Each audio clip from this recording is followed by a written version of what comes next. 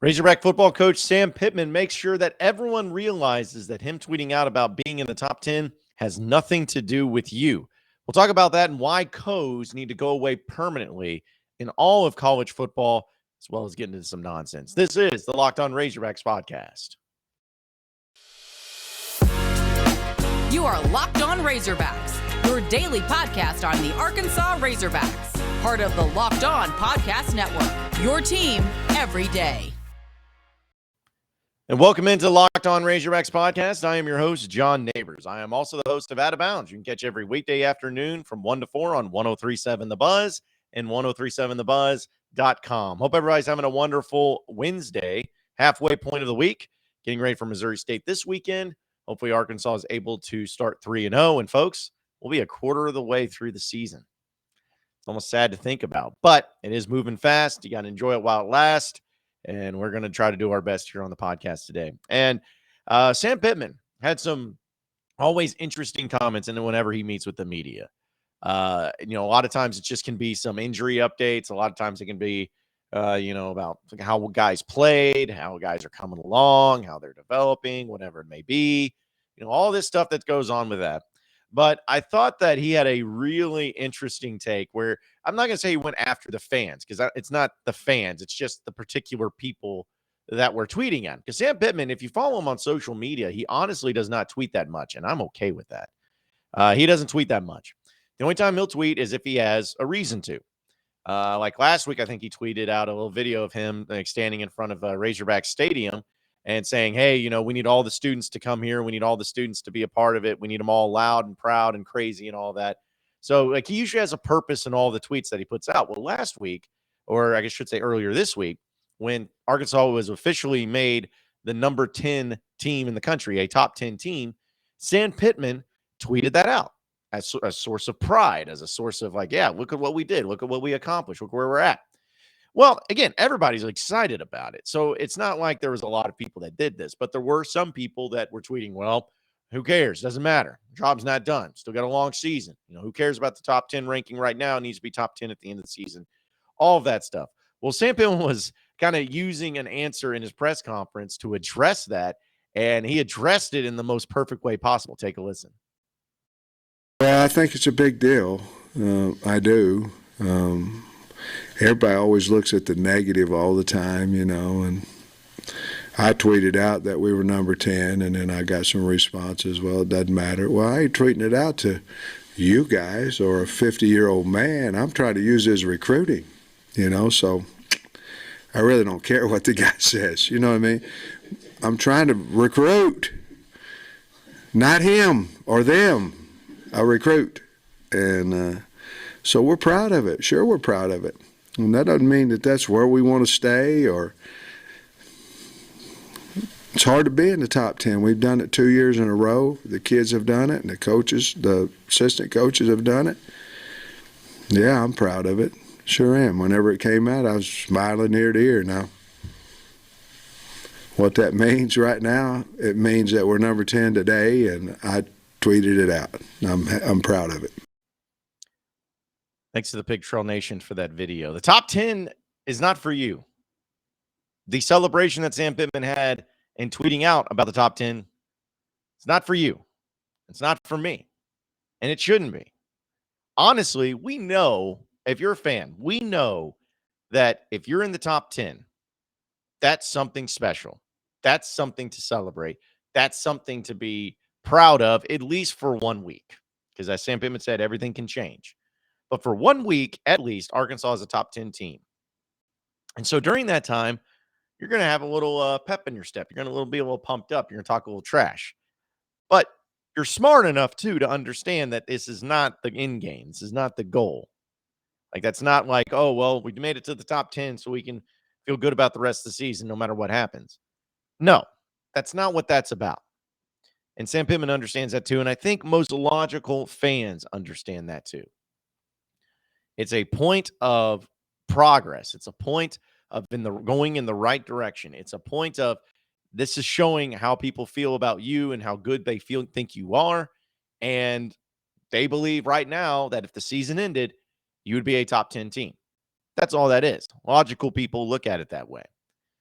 And the people that thought or maybe assumed that Sam Pittman did not look at it that way and decided to tweet at him and say, well, Job's not okay. Yeah. You don't think he doesn't know that?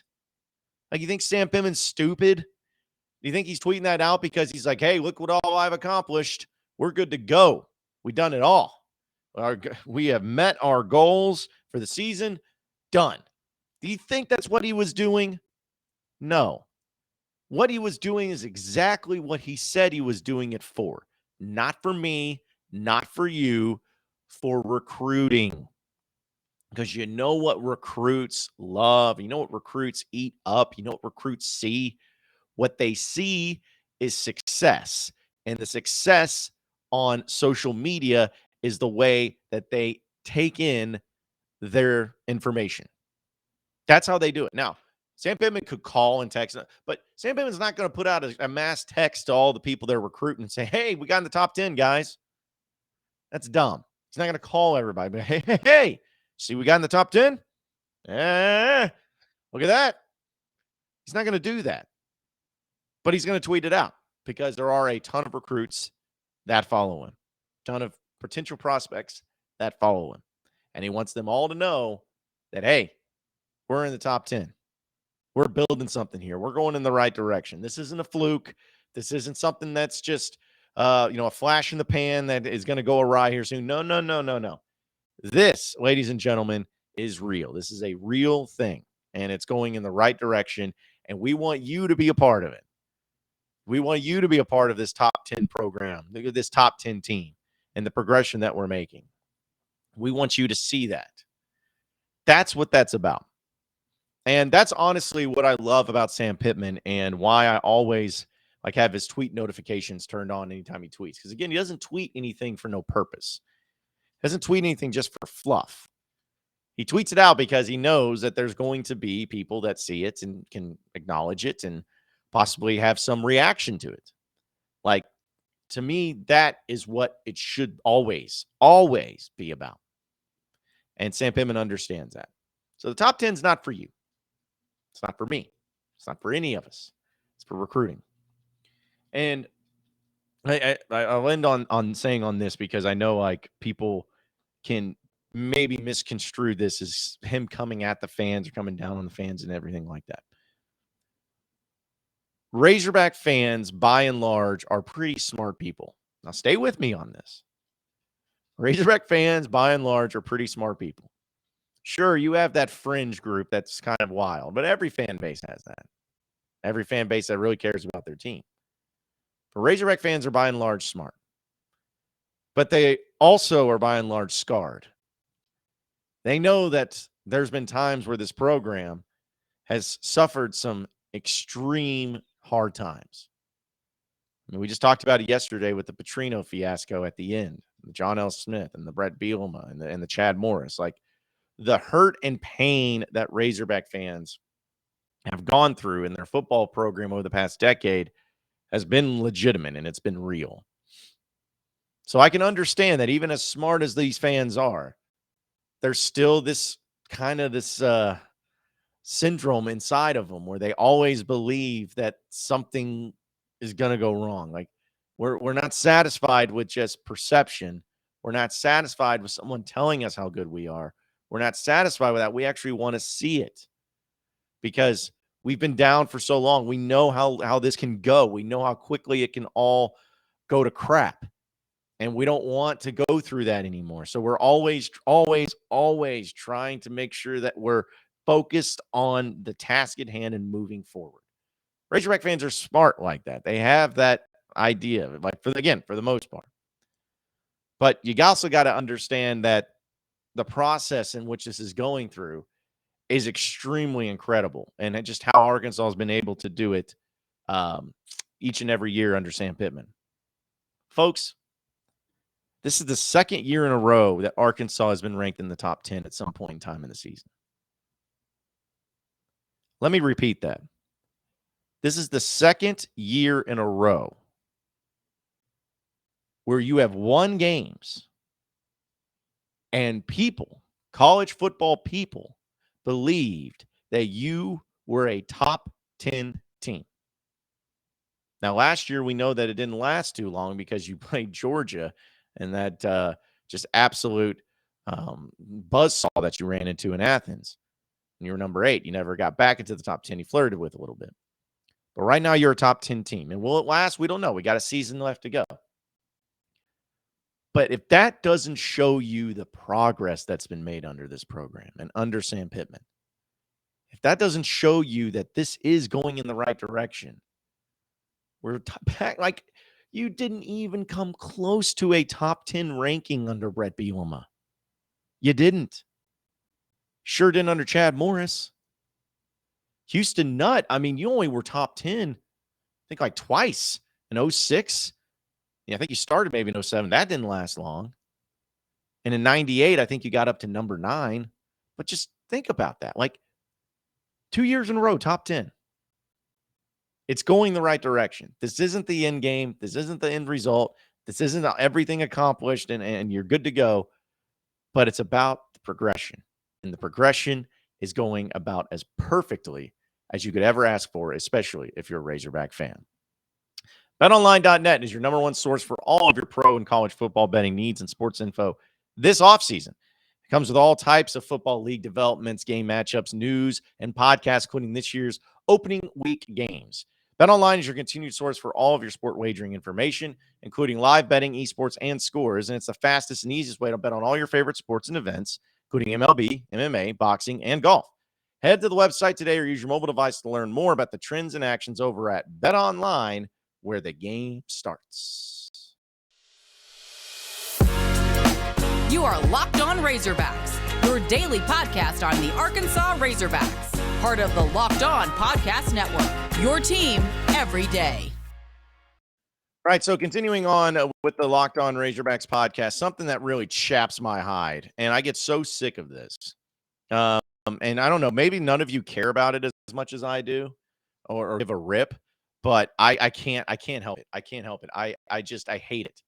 So basically, Drew Sanders, as we know, was named to basically the 2 biggest national award winning week. I don't know what this, the biggest national awards you can have in a week defensively, where he was tabbed not only the National Player of the Week by the Chuck Bednarik Award ceremony, which is, of course, it was given on Tuesday, but he was also named the Walter Camp National FBS Defensive Player of the Week on Sunday.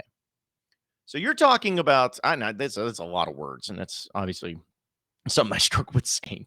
But point is that you have 2 national awards, that are given to Drew Sanders. There's no co in there or anything. He's not sharing it with anybody. They gave it to Drew Sanders and no one else. But yet, when the SEC awards come out, they name him co-defensive player of the week. He's good enough to have the national award to himself. He's good enough to have it by himself, where he's the only one nationally in all of college football. But in the SEC, he's the co. He has to share it. And I don't even care who it was. It was some Kentucky player, I think. But I don't even care. That doesn't matter. Kudos to him. But how do you keep justifying this? How do you justify a guy like Drew Sanders winning the national awards, being alone in the national awards among all college football, including the SEC, but yet in his own conference, he gets co-player of the week? The co's need to stop. They need to stop giving out co-players of the week, co-players of the year, co-whatever. Co's need to come to an end. We don't do ties here in college football. We don't. We did before, and we stopped doing it. You know why? Because ties suck. That's why the NFL and overtime is stupid, because you have people that can end in a tie. It's dumb. Ties do not need to exist in sports. If you can't figure it out by the end of whatever overtime rules, you keep going until you find a winner. That's how it needs to be.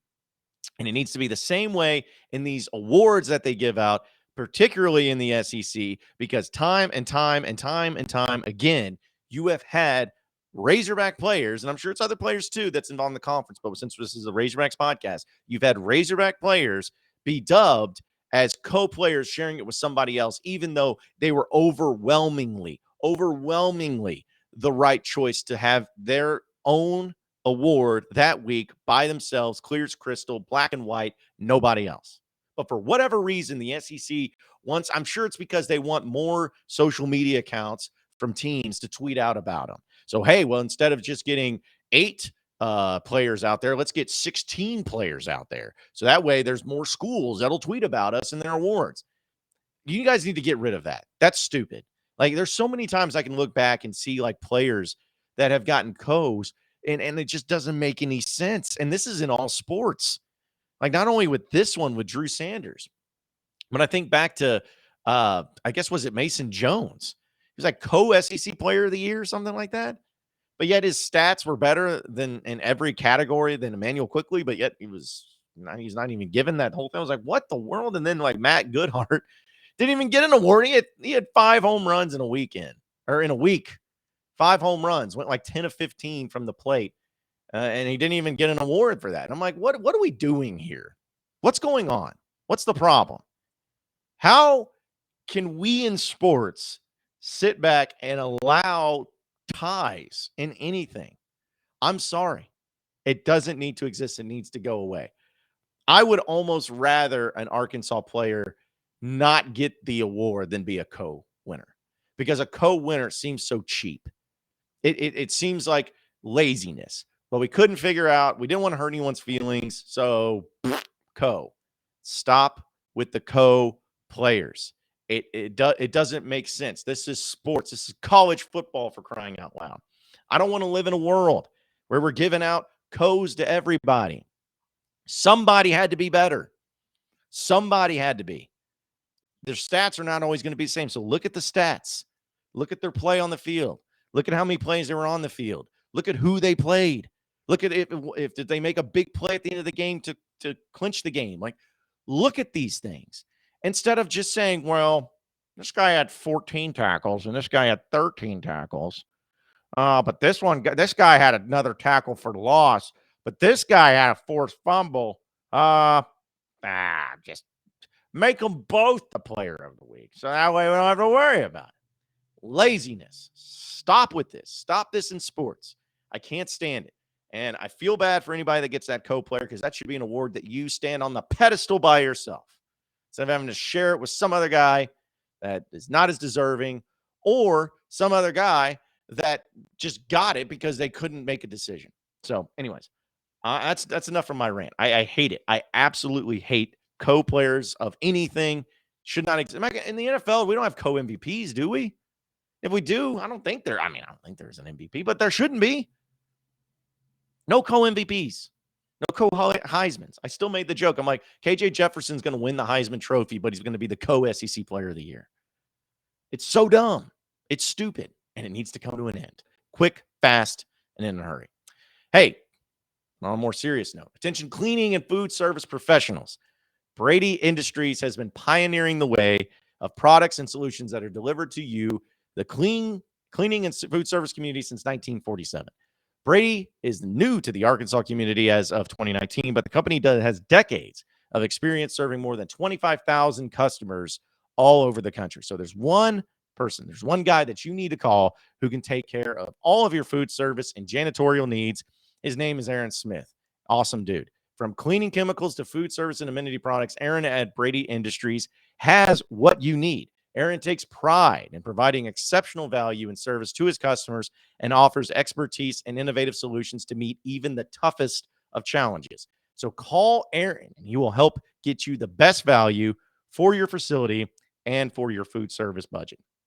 You can call Aaron Smith at Brady Industries, 501-424-8837, or you can visit supplies.bradyindustries.com to browse all that they have to offer. And if you mention that you heard about Aaron on this program, the Locked On Razorbacks podcast, he'll take an additional 15% off, because he's a Razorback fan and he likes to help other Razorback fans out.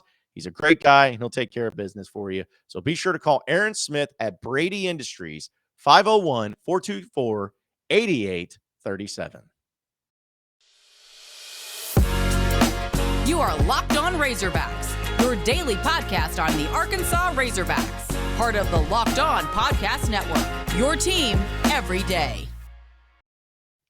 Okay, so final segment of the Locked On Razorbacks podcast. I got asked this question yesterday on Twitter, and I laugh at it because it's like such a excited fan. You know, like you get, I'm sure a lot of you have kids. Now, I don't have any kids, thankfully. Could you imagine? But if you have kids, like if they get really excited about something, they start asking questions about it. Like, remember when I was a kid, it was all about that Chuck E. Cheese life, man. So if it's like, if there was even a hope or a possibility of having a Chuck E. Cheese trip, I'm just going to be sitting there asking mom and dad, be like, hey, what time we going to Chuck E. Cheese? Or, what do you think Chuck E. Cheese is still open? Oh man, I hope my friends are at Chuck E. Cheese. Do you think that they'll be there? Like, there was the excitement that came along with it led to questions because you just wanted more. You wanted to have that hope of yours kind of lit a little bit, and you wanted to continue to feel that pride and stand up a little bit more when you start getting those answers fed to you, the answers that you want to hear.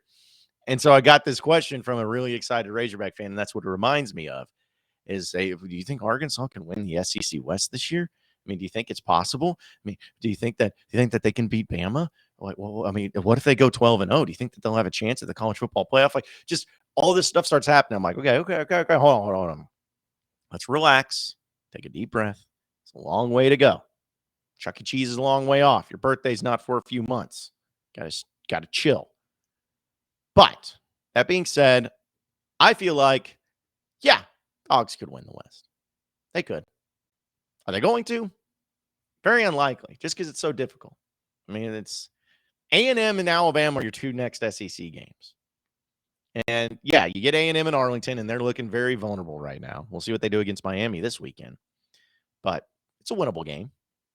And then Alabama comes down. If you're able to get past A&M, then I said this before, and this is another thing, too, that cracks me up. Do you remember when I did the podcast on Alabama and Arkansas saying that's going to be the biggest game in the SEC?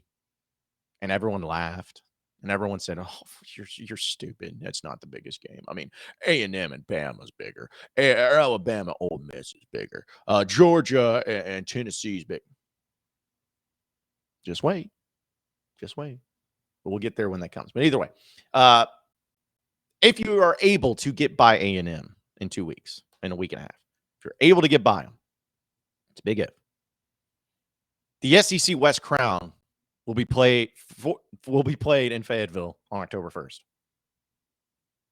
That'll be for the SEC West crown. That's how I feel about it. So, can they win the West? Sure they can. Will they win the West? Got a couple of tough weeks coming up. Not to mention the fact that you still got to go to Mississippi State, to Auburn. You got LSU and Ole Miss at home. Like, you're going to have some tough games, and we're really early in the mix. But let me put it this way. Do you have what it takes to win the West? Let's ask that question. Do you have what it takes to win the West? Yes. Yes. You are good enough of a team to win the SEC West this year. You are. You're not perfect. Got a lot of things to work on, but you are good enough to win the division. Hopefully that's satisfying. Hopefully that's the answer you want to hear that can hold you over. But remember, birthday's not for a few months. You're going to have to wait. We'll see what transpires, but it could happen. Appreciate everybody listening into the Locked On Razorbacks podcast. Be sure to like and subscribe to the podcast on iTunes or on Google Play. You can also get after me on Twitter at BuzzJohnNabors for any questions, comments, concerns that you may have. We'll keep it going from there. Same podcast time, same podcast channel tomorrow afternoon. Have a great day, everybody. We'll see you.